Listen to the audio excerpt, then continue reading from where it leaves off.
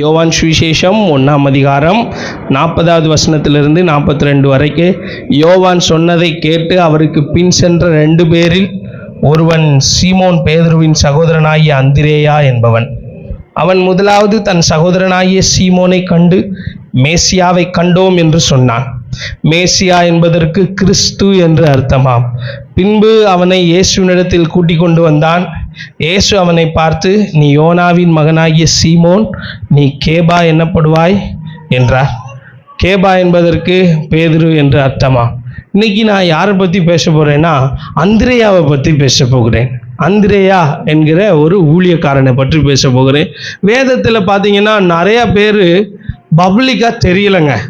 வேதத்தில் நிறைய பேரை வெளியரங்கமாய் கொண்டாடலை ஜனங்க. ஆனால் அவங்க செஞ்ச வேலைகள் மிகவும் முக்கியத்துவமான வேலைகளை செய்தார்கள். கவனிங்க, இந்த அந்திரேயா யாருன்னா யோவான் ஸ்நானனுடைய சீஷன். இவன் யாருடைய சீஷன் சொல்லுங்களேன்?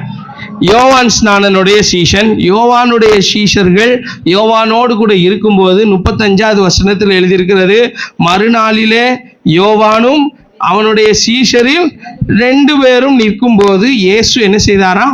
நடந்து போகிறதை பார்த்து யோவான் என்ன சொல்றான்? இதோ தேவ ஆட்டுக்குட்டி. சரி, என்னைக்காச்சும் யோசிச்சிருக்கிறீங்களா இயேசுவை எதுக்கு யோவான் தேவ ஆட்டுக்குட்டின்னு சொன்னாரு? என்னைக்காச்சும் யோசிச்சிருக்கீங்களா?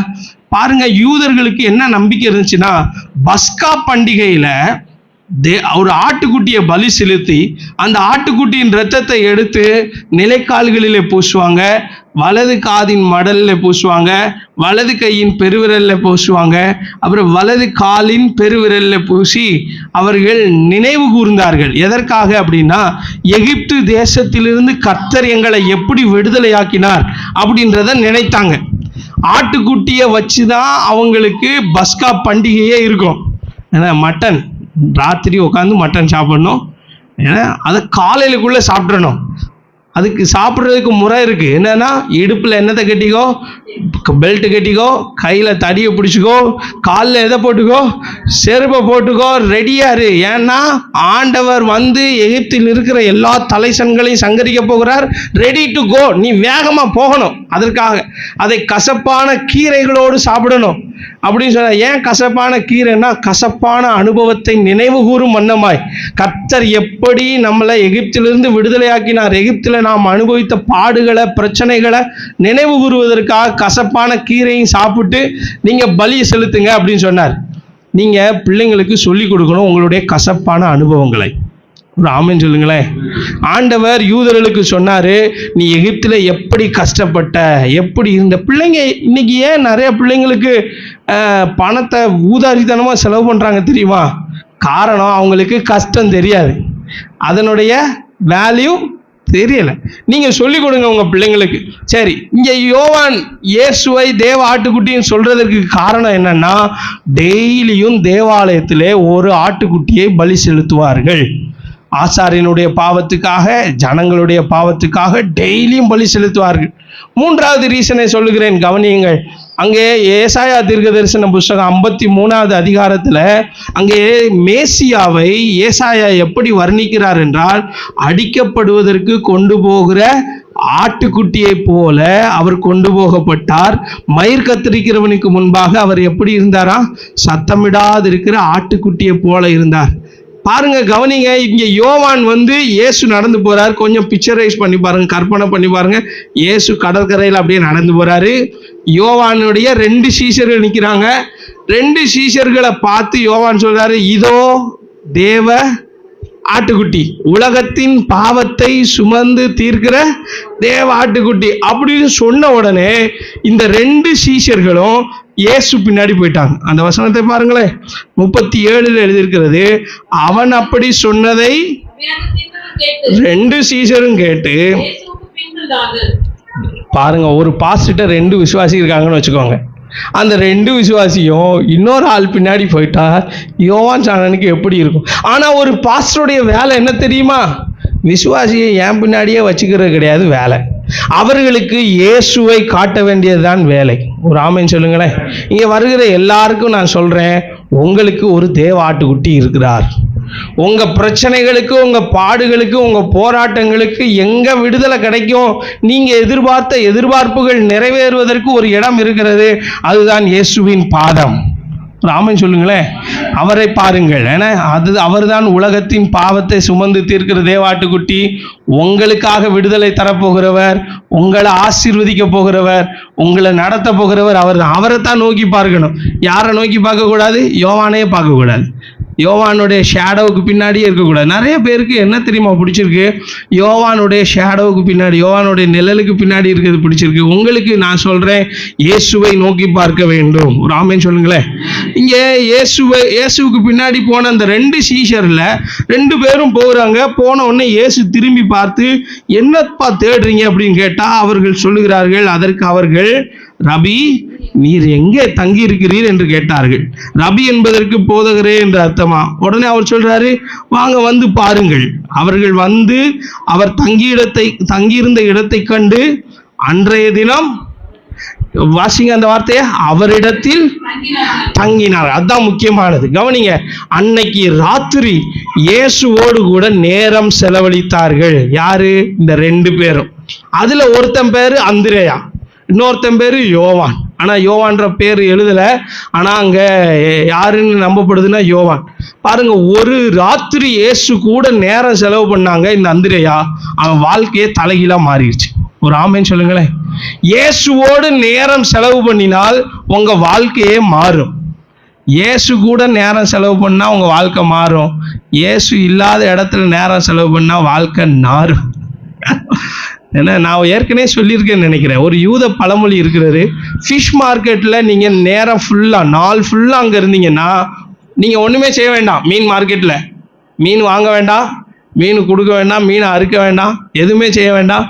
சும்மா மீன் மார்க்கெட்டில் இருந்தால் போதும், உங்கள் மேலே என்ன வாடை வரும்? கண்டிப்பாக மீன் வாடை வரும். இங்கே இயேசு கூட ஒரு நைட்டு இந்த அந்திரேயா நேரம் செலவு பண்ணினான். அவன் வாழ்க்கையே டோட்டலாக சேஞ்ச் ஆயிடுச்சு. காலையில் எங்கே போகிறான்? வசனம் சொல்லுகிறது, அவன் நேராக தன் சகோதரனிடத்தில் போகிறான். இயேசுவை கண்டோம். 41வது வசனத்தை பாருங்களேன். 40-41 வாசிங்க. யோவான் சொன்னதை கேட்டு ஒருவன், அவன் முதலாவது தன் சகோதரனாகிய சீமோனை கண்டு, கவனிங்க, இப்போ முக்கியமானது கவனி. அங்க சில்ட்ரன் சர்வீஸ் நடந்துகிட்டு இருக்கு. நீங்க அவங்கள யாரையும் கண்டுக்காதீங்க, என்னைய பாருங்க, சரியா? ஸ்டெலினா, டில்சி உட்காரு, சரியா? Okay, good, nice, right. வேப்பங்காயை வச்சு விளையாடுறது ஆட்கள் நம்ம ஆட்கள் தான். எனக்கு வந்து வேப்பங்காயை சின்ன வயசுல வந்து பிடிக்காது. ஆனால் வேப்பங்காயை வச்சு எப்படி விளையாடுறாங்க? சரி, அவங்களுக்கு விளையாடுறதுக்கு ஏதோ ஒரு சாதனம் கிடைச்சிருக்கு. கவனிங்க, இங்கே அந்திரேயா முதல் இயேசுவோடு நேரம் செலவு பண்ணினான். காலையில் எந்திரிச்சு ஓடி போய் என்ன சொல்றான் தெரியுமா? we were seen Messiah, நாங்கள் இயேசுவை பார்த்தோம். ஒரு ஆமென் சொல்லுங்களேன். காலையில வேகமா போய் யார்கிட்ட சொன்னான் தெரியுமா? தன்னுடைய ஓன் பிரதர். நான் இன்னைக்கு என்னுடைய பிரசங்கத்துடைய தலைப்பு கோ, ஆங்கிலத்தில் எப்படி சொல்லலாம்? கோ டெல் சம்படி. யாரிடத்திலேயாயிலும் சொல்லுங்கள், யாரிடத்திலேயாயும் போய் சொல்லுங்கள், அப்படி சொல்லுகிறேன். இன்னைக்கு கடைசி வாரம், இந்த மாசத்துல கடைசி வாரம் ஒரு தீர்மானத்தோடு இங்கேருந்து போகணும். நாம போய் யாருக்காயிலும் ஒரு ஆள்கிட்டையாச்சும் இயேசுவை பார்த்தோன்னு சொல்லணும். யாருமே சொல்லலை, அம்மா மட்டும்தான் கை தூக்குனாங்க. ஆமாம், நான் போவேலே ட்ராக்ஸ் கொடுத்துட்டு போவேன். ரூபஸ் அம்மாவுக்காக நன்றி சொல்கிறேன். அவங்க எப்படி ஆயிலும் யாருக்காயிலும் இயேசுவை பற்றி சொல்லிடுவாங்க எங்கே நின்னாலும். பாருங்க, நீங்கள் இன்னைக்கு இயேசுவை பற்றி யாருக்காயிலும் ஒரு ஆளுக்கு சொல்லணும். ஒரு ஆமென் சொல்லுங்களேன். ஊழியம் செய்கிறது பாக்கியம். என்ன, இங்கே இவன் போய் நேராக போய் தன் சகோதரன்ட்ட சொல்கிறான். என்ன சொல்கிறான் தெரியுமா? நாங்கள் மேசியாவை பார்த்தோம். மேசியான்னா அர்த்தம் என்ன தெரியுமா? அபிஷேகம் பண்ணப்பட்டவர், விசேஷமான வேலைக்காக அபிஷேகம் பண்ணப்பட்டவர். இயேசு ஏன் இந்த பூமிக்கு வந்தார் தெரியுமா? பாவிகளை ரட்சிக்கவே இயேசு இந்த பூமிக்கு வந்தார். இழந்து போனதை தேடவும் ரட்சிக்கவுமே யார் வந்தாரா? சொல்லுங்களேன். மனுஷகுமாரன் வந்திருக்கிறார். இங்கே அந்திரேயாவை பற்றி சொன்னால் நான் இப்படி சொல்றேன். அங்க பாருங்க, வசனத்தை பாருங்கள். 41 எழுதியிருக்கிறது, நாங்கள் இயேசுவை கண்டோம். 42 என்ன எழுதியிருக்கிறது? பின்பு பாருங்க, இந்த அந்திரேயா செஞ்ச ரெண்டாவது வேலை என்ன தெரியுமா? இயேசுவை சொன்னான். ரெண்டாவது சொன்ன ஆளை எங்க கூட்டு வந்தான்? சொல்லுங்க, யார்கிட்ட கூட்டு வந்தான்? இயேசுவினிடத்தில் கூட்டி கொண்டு வந்தான். அவனை இயேசுவினிடத்தில் கூட்டி கொண்டு வந்தான். ஒருவரை இயேசுவின் அண்டைக்கு அழைத்து கொண்டு வருவது நமக்கு கிடைச்ச பாக்கியம். ஆமேன்னு சொல்லுங்களேன்.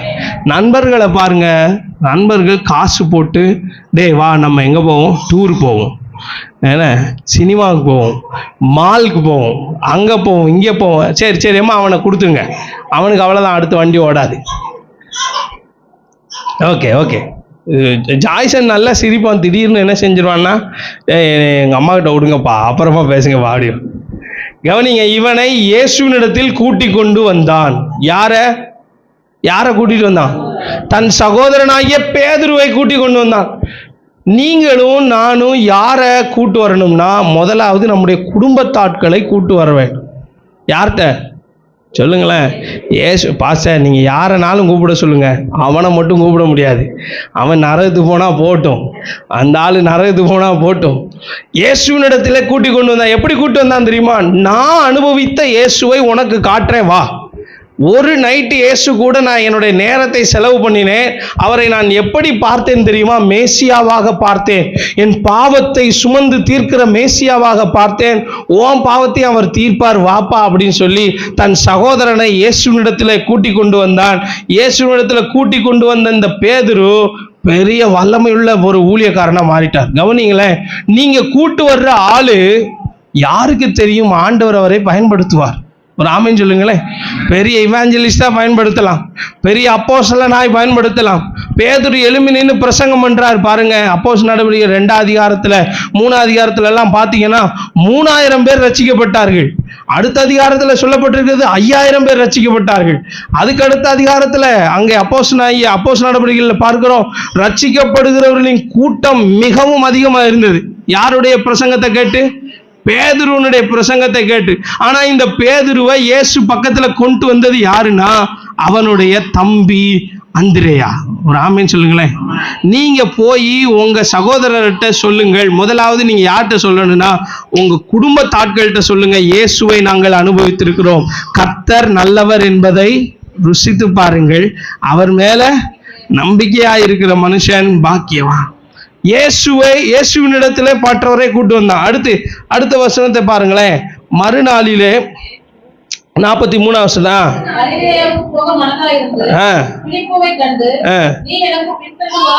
அடுத்த வசனம். பிலிப்பு என்பவன் அந்திரேயா. கவனிங்க, இப்போ பிலிப்புவை பார்த்து இயேசு கூப்பிடுறாரு, நீ வா அப்படின்றாரு. பிலிப்பும் இயேசு கூட வாரான்.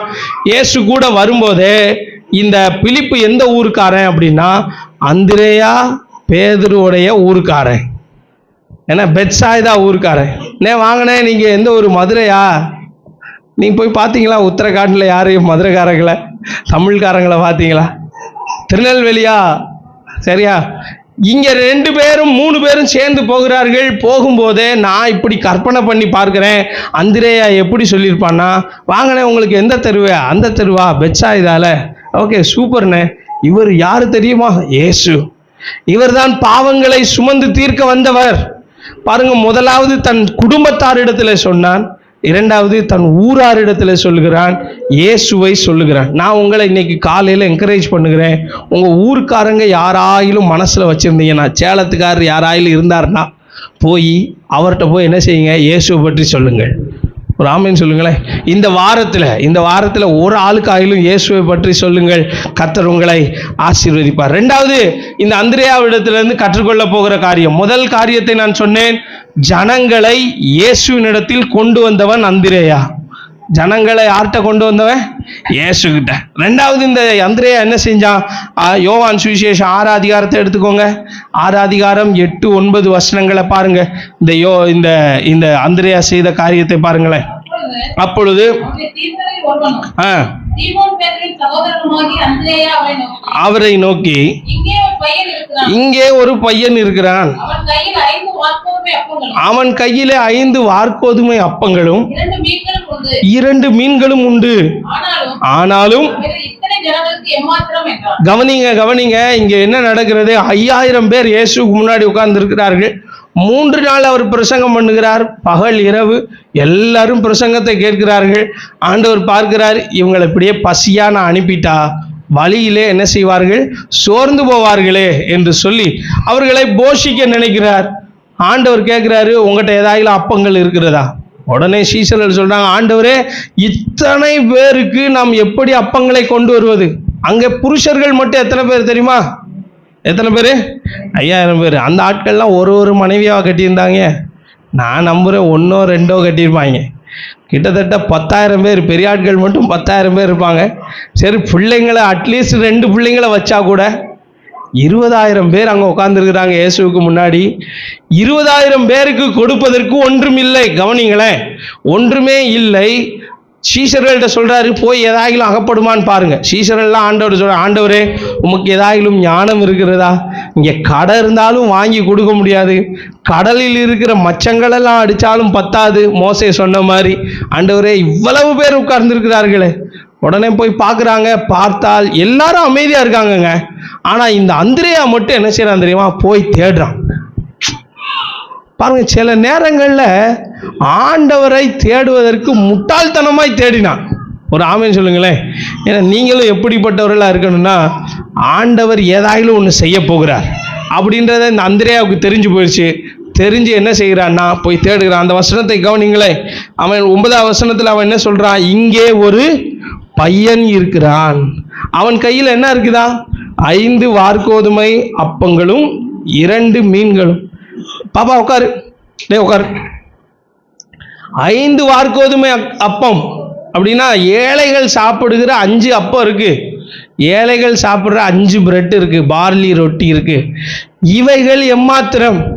சிறியவையோ பெரியவையோ? சிறியவற்றை கர்த்தரிடத்தில் கொண்டு வந்தான். ஒரு ஆமென் சொல்லுங்களேன். இது உங்களால முடியாது கண்டிப்பா. 5 அப்பம் 2 மீனை வச்சு 5000 பேரை போஷிக்க முடியுமா அப்படின்னா கண்டிப்பா மனிதர்களால் முடியாது. हिंदी में बोलते हैं 5 रोटी और 2 मछलियां को रख के 5000 लोगों को खिलाना संभव नहीं है. அது முடியாத காரியம், வாய்ப்பே இல்லை. அப்படிப்பட்டதையும் கர்த்தரிடத்தில் கொண்டு போனான். இந்த அந்திரேயான்னா யார் தெரியுமா? நான் சொல்றேன், சின்ன காரியமோ பெரிய காரியமோ கர்த்தரிடத்திலே கொண்டு போகிறவன் தான் அந்திரேயா. ஒரு ஆமென் சொல்லுங்களேன். உங்க ஃபேமிலியில ஏதோ பெரிய நீடு இருக்குன்னு வச்சுக்கோங்க, பெரிய தேவை இருக்கிறது. அந்த தேவையை வைத்து உங்களால் ஒன்றுமே செய்ய முடியாது. உங்கள் கையில் ஏதோ கொஞ்சம் இருக்கலாம், ஆனால் அதை வச்சு ஒன்றுமே செய்ய முடியாதுன்னு உங்களுக்குமே தெரியும். ஆனால் அந்திரேயான்னா யார் தெரியுமா? இங்கே சில அந்திரேயா இருக்கிறாங்க, சில அம்மாமார், அந்திரேயா அம்மாமார் இருக்கிறாங்க. ஆண்டவரே, இவ்வளோதான் இருக்குது, இதை வச்சு என்ன செய்ய, இதை வச்சு என்ன செய்ய? ஆனாலும் கர்த்தரிடத்தில் ஒப்பு கொடுத்தார்கள். ஒரு ஆமென் சொல்லுங்களேன். ஏன்னா அந்த அம்மாமாருடைய அந்திரேயா அம்மாமார் அப்படி சொல்லலாம், அந்திரேயா அம்மா அப்படி சொல்லலாம். அவங்க, ஆண்டவரே, இவ்வளோதான் இருக்கு, எங்கிட்ட 1000 ரூபா தான் சம்பளம், 10,000 ரூபா தான் சம்பளம். சிறிய காரியமோ பெரிய காரியமோ கர்த்தரிடத்தில் ஒப்புவிக்கிறவன் தான் அந்திரேயா. நான் உங்களை என்கரேஜ் பண்ணுறேன், நீங்கள் சிறிய காரியமோ பெரிய காரியமோ கர்த்தர் கையில் கொடுங்க. கவனிங்க, அவன் கூட்டு வந்த பேதுரு வல்லமையுள்ள ஊழியக்காரனாய் மாறினான். அவன் கொண்டு வந்த 5 அப்பம் 2 மீன் 5000 பேரை போஷித்தது. மீதி எத்தனை கூடை எடுத்தார்கள் சொல்லுங்களேன்? 12 கூடை. கூடைன்னா நீங்க இந்த சின்ன கூடை நினைக்க கூடாது. அங்கே கிரேக்க வேதாகமத்தில், கிரேக்க மொழிபெயர்ப்பில் சொல்லப்பட்டிருக்கிறது இவ்வளோ பெரிய கூடை. அந்த கூடைக்குள்ள தான் பவுலை வச்சு இறக்குனாங்களாம். அப்போஸ்தலர் நடவடிக்கைகள் எழுதியிருக்கிறது, கூடைக்குள்ள பவுலை வச்சு மதிலின் மேலேருந்து இறக்குனாங்க. நான் நினைக்கிறேன், ப்ளூ கலர் ட்ரம்மு பார்த்துருக்கீங்களா? அது தெரியாத ஆட்கள் எங்கே இருக்க போகிறாங்க மதுரையில். ப்ளூ கலர் ட்ரம்மு மாதிரி அவ்வளவு பெரிய கூடை, 12 கூடை நிறைய நிரப்பினார்கள். கவனிங்கள், ஒரு உண்மை சொல்லுகிறேன், கவனிங்கள். நீங்கள் கர்த்தரிடத்தில் சின்ன காரியத்தை கொண்டு வந்தால் யாருக்கு தெரியும்? அது பெரிய காரியமாய் மாற்ற ஆண்டவரால் முடியும். என்ன அந்திரேயான்னா யார் தெரியுமா? ஆண்டவரே, இதை வச்சு ஒன்றுமே முடியாது, டே போடா, நீ அதை சாப்பிட்டு போடா அப்படின்னு விரட்டி விடலை. அவன் கர்த்தரிடத்திலே கொண்டு வந்தான். அவனை கர்த்தர் உபயோகப்படுத்தினார். கர்த்தர் கையில கொண்டு வந்தது எதுவுமே வெறுமையா போகாதுங்க. ஒரு ஆமென் சொல்லுங்களேன். உங்க வீட்டில் இருக்க சின்ன பிள்ளைங்களோ பெரிய பிள்ளைங்களோ எதையோ கர்த்தர் கையில டெய்லி ஒப்பு கொடுத்து ஜெபம் பண்ணுங்க. அவைகளை கர்த்தர் பெருக பண்ணி ஆசீர்வதித்து. இதெல்லாம் எப்படி நடக்கும்? மனுஷ மூலையில கேட்காதீங்க எப்படி நடக்கும். நடக்குது எப்படி நடக்குன்னு தெரியாது, ஆனா நடக்கும். என்ன சொல்றீங்க? ஆமென் சொல்லுங்களேன். இயேசு கையில போய் கொடுத்தது எதுவுமே வெறுமையா வந்தது கிடையாது. மோசேட்ட ஆண்டவர் கேட்கிறார், உன் கையில இருப்பது என்னப்பா? என் கையில வெறும் கோல் தான் ஆண்டவரே இருக்கிறது. இந்த கோலை வச்சு என்ன செய்ய முடியும்? இது சாதாரண மேய்ப்பனின் கோல். இந்த கோலை வச்சு முள்ளுகளை விளக்க முடியும், என் ஆட்டுக்குட்டிகளை கரெக்டா மேய்க்க முடியும், எதிராளிகள் வந்தா விரட்ட முடியும். இவ்வளவுதான் ஆண்டவரை இதை வச்சு செய்ய முடியும். இது போதும் எனக்கு. என் கையில இருப்பதை கர்த்தரிடத்துல கொடுத்தான் மோசே. வசனம் சொல்லுகிறது, அந்த கோலை கொண்டு 10 அற்புதங்களை ஆண்டவர் செய்தார். பிரியமானவர்களை, நான் உங்களை என்கரேஜ் பண்றேன், சின்ன காரியம் என்று அற்பமாய் நினைக்காதிருங்கள். கர்த்தர் கையில ஒப்பு கொடுங்கள். கர்த்தர் அதை பெரிய காரியமாய் மாற்ற வல்லமை உள்ளவர். ஒரு ஆமென் சொல்லுங்களேன். அடுத்து இன்னொரு வசனத்தை பாருங்க. நாலாவது குறிப்பாய் சொல்லுகிறேன் இந்த அந்திரேயாவை பற்றி. யோவான் சுவிசேஷம் 12ஆம் அதிகாரம் 20வது வசனம். யோவான் சுவிசேஷம் 12ஆம் அதிகாரம் 20வது வசனத்தை பாருங்க. ஆராதனை செய்தவர்களில் சில கிரேக்கர்கள் இருந்தார்கள். அவர்கள் பிலிப்பினிடத்தில் வந்து, ஐயா, இயேசுவை காண விரும்புகிறோம் என்று அவனை கேட்டார்கள். அடுத்த வசனம், பிலிப்பு வந்து அதை அந்திரேயாவுக்கு அறிவித்தான். கவனிங்க, கிரேக்கர்கள் வந்திருக்கிறாங்க ஆராதனை ஸ்தலத்துக்கு, எருசலேமுக்கு. கிரேக்கர்கள், வெளிநாட்டில இருந்து ஃபாரினர்ஸ் வந்திருக்கிறாங்க பண்டிகைக்கு வந்தவர்களுக்குள்ள சில ஆசை வந்துச்சு. இங்க இயேசுன்னு ஒருத்தர் இருக்கிறாராமே, அவர் மரித்தவர்களை உயிரோடு கூட எழுப்புகிறாராமே, குஷ்டரோகிகளை சுகமாக்குறாராமே, கண்கள் தெரியாதவர்களுக்கு கண்கள் கொடுக்கிறார், முடவர்களை நடக்க பண்ணுகிறார். நாங்க அவரை பார்க்க விரும்புகிறோம். we want to see Jesus. அவர் எப்படிப்பட்டவர் என்பதை நாங்கள் பார்க்க விரும்புகிறோம் அப்படின்னு இவங்க போய் யார்கிட்ட கேட்டாங்கன்னா, பிலிப்புட்ட கேட்டாங்க. பிலிப்பு உடனே சொல்றான், என்னைய விட இயேசுவை ஈஸியா அக்சஸ் பண்ற ஒரு ஆள் இருக்கார், எனக்கு தெரியாது, அவருக்கு தெரியும். அந்திரேயாட்ட கூட்டு போனான். அந்திரேயா போய் அதை யாருக்கு கூட்டு போகிறான்? இயேசுவினிடத்துல. கவனியுங்கள், அந்திரேயான்னா யார் தெரியுமா? முதலாவது சொன்னேன், தன் குடும்பத்தை, தன் ஊர் ஆட்களுக்கு சுவிசேஷம் சொல்லுகிறவர்கள் அந்திரேயா. ரெண்டாவது, சிறிய காரியமோ பெரிய காரியமோ கர்த்தரிடத்தில் ஒப்பு கொடுக்கிறோம். மூணாவது, தேடுகிற ஜனங்கள் உண்டு. ஒரு ஆமென் சொல்லுங்களேன். இயேசுவை பிடிச்ச ஜனங்கள் உங்க பக்கத்திலே இருக்கிறாங்க. பைக்கராவில் இருக்கிறாங்க, திருவள்ளுவர் நகரில் இருக்கிறாங்க. இயேசுவை எனக்கெல்லாம் பிடிக்கும். யாரெல்லாம் இயேசுவை மறைமுகமாய் தேடிக்கொண்டு இருக்கிறார்களோ அவங்க கையை பிடிச்சி வாங்க போவோம் இயேசு கிட்ட அப்படின்னு கூட்டு வர்றவங்க தான் அந்திரேயா. ஒரு ஆமென் சொல்லுங்களேன். இவன் போய் இயேசுவை கூட்டு வந்தான். நிறைய பேர் உங்கள்கிட்டையும் சொல்லியிருக்கலாம், ஏன்னா இயேசு எனக்கு பிடிக்குங்க, இயேசு எனக்கு பிடிக்காம இருக்காது. சுந்தர் ஒரு நாள் எனக்கு ஃபோன் பண்ணி, பாஸ்டர் எங்கள் அம்மாவை நான் கூப்பிட்டு வரலான்னு நினைக்கிறேன், அம்மாவை கூப்பிட்டு வந்தார். அப்புறம் ஒரு நாள் அவங்க அக்கா ஃபோன் பண்ணி, எனக்கு இயேசு ரொம்ப பிடிக்கும், நான் வரலான்னு நினைக்கிறேன். பாருங்கள், இயேசுவை பிடிச்ச ஆட்கள் எல்லாம் கூட்டுவாங்க. அந்திரேயாக்களே, நீங்கள் எல்லாம் என்ன செய்கிறீங்க வீட்டில் உட்காந்து? நம்ம சர்ச் வளரணும்னு நினைக்கிறேன். ஒரு ஆமென் சொல்லுங்களேன். இயேசுவை விரும்புகிறவர்களை கூட்டுவாருங்க. இயேசுவை தேடுகிறவர்கள் உண்டு. சில ஆட்டுக்குட்டிகள் சில இடங்கள்ல போய் மாட்டிக்கிட்டு முழிக்குது, என்ன செய்யணும்னு தெரியல. அப்படி தேடுகிறவர்களை இயேசுவினிடத்தில் கொண்டு வாங்க. தேவாலயத்துக்கு இவங்க வந்திருக்கிறாங்க, பண்டிகைக்கு வந்திருக்கிறாங்க. பண்டிகைக்கு வந்த கிரேக்கர்களை இயேசுவினிடத்தில் அழைத்து கொண்டு வந்தான். கவனிங்கள், தேடுகிறவர்களை இயேசுவினிடத்தில் அழைத்து கொண்டு வருகிறவன் தான் அந்திரேயா. ஒரு ஆமென் சொல்லுங்களேன். அடுத்து இன்னும் ஒரே ஒரு காரியத்தை சொல்லுகிறேன். இந்த அந்திரேயா பிரபலமான ஊழியத்தை செய்யவில்லை, ஆனால் முக்கியமான ஊழியத்தை செய்தான். புகழை நாடாத ஒரு பணிவான ஊழியக்காரன். பேதுரு, அப்புறம் யாக்கோபு, யோவான் எங்க போனாலும் இயேசு கூட போவாங்க. ஆனா அந்திரேயா என்ன செய்யல தெரியுமா? எங்க போனாலும் போகல. இன்னைக்கு ஒருவேளை அந்திரேயா இருந்தா எப்படி சொல்லியிருப்பான்? இன்னைக்கு ஒருவேளை அந்திரேயா இருந்தா, அந்திரேயா ஒரு விசுவாசியை கூட்டு வராருன்னு வச்சுக்கோங்க.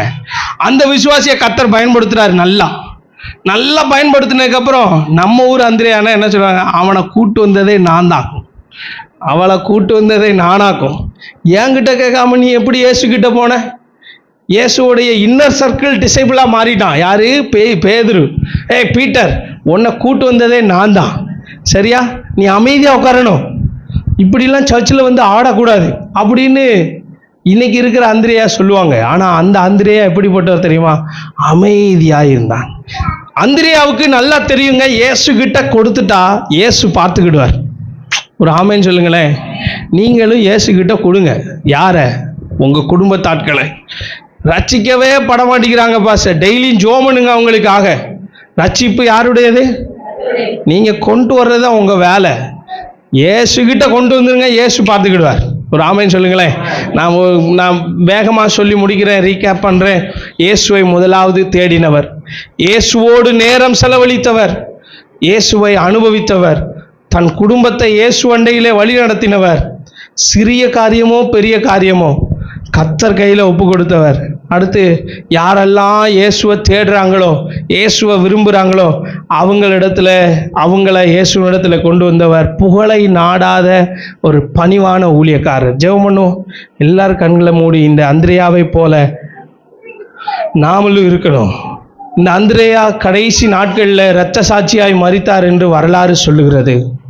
அவருக்காக புகழ் பரலோகத்திலே வைக்கப்பட்டிருக்கிறது. நாம் போகும்போது அந்திரேயாவை பார்ப்போம், அந்திரேயாட்ட பேட்டி எடுப்போம். அந்திரேயாவை கர்த்தர் பயன்படுத்தினார். நான் சொல்லுகிறேன், உங்களையும் ஆண்டவர் பயன்படுத்துவார். ஜெபம் பண்ணுவோம். எல்லா கண்களை மூடி, எல்லாரும் கண்களை மூடுங்க. எல்லாரும் கண்களை மூடி ஜெபம் பண்ணுவோம். ஓ உமக்கு ஸ்தோத்திரம் ஆண்டவரே. யாருக்கு தெரியும், நீங்கள் அழைச்சிட்டு வர்ற நபரை ஆண்டவர் ஒரு வேளை பயன்படுத்துவார். ஆண்டவரே உம்மை ஸ்தோத்திரிக்கிறோம், ஸ்தோத்திரிக்கிறோம். நீங்கள் கொண்டு வருகிற அந்த சின்ன அப்பத்தை, சின்ன மீனை கொண்டு ஆண்டவர் பெரிய காரியங்களை செய்ய முடியும். உட்காருங்க, எல்லாம் உட்காருங்க. ஆண்டவரே உமக்கு நன்றி சொல்லுகிறோம். தேவ ஆவியானவரே, சர்வ வல்லமை உள்ளவரே, உம்மை ஸ்தோத்திரிக்கிறோம். சிறிய காரியமோ பெரிய காரியமோ கர்த்தரிடத்திலே ஒப்பு கொடுக்க எங்களுக்கு கிருபை தாரும். இயேசுவை தேடுகிறவர்களை இயேசுவினிடத்திலே அழைத்து கொண்டு வர எங்களுக்கு கிருபை தாரும். ஆண்டவரே, புகழை நாடாமல் தாழ்மையுள்ள இருதயத்தோடு உம்மை பின்பற்ற எங்களுக்கு கிருபை தருவீராக. ஆராதனையிலே கலந்து கொண்ட எல்லா பிள்ளைகளையும் ஆசீர்வதிங்க, கனப்படுத்துங்க, நடத்துங்க. ஆண்டவரே, தேவனுடைய தயவு கிருபை எங்களோடு கூட இருக்கட்டும். இயேசுவின் நாமத்தில் ஜெபிக்கிறோம் நல்ல பிதாவே, ஆமென். என் ஆத்துமாவே கர்த்தரை ஸ்தோத்திரி, என் முழு உள்ளமே பரிசுத்த நாமத்தை ஸ்தோத்திரி. ஆத்துமாவே கர்த்தர் செய்த சகல உபகாரங்களையும் மறவான். ஆமென். நம்முடைய கர்த்தராகிய இயேசு கிறிஸ்துவினுடைய கிருபையும் பிதாவாகிய தேவனுடைய அன்பும் பரிசுத்த ஆவியானுடைய அந்யோன்யம், ஐக்கியம், சமாதானம் நம் அனைவரோடும் சதா காலமும் இருப்பதாக. ஆமென். ஆண்டவர் உங்களை ஆசீர்வதிப்பார். உங்கள் எல்லாருக்கும் டீ இருக்கிறது, எல்லாருக்கும் ஸ்தோத்திரம். டீ இருக்கிறது, டீ குடிங்க.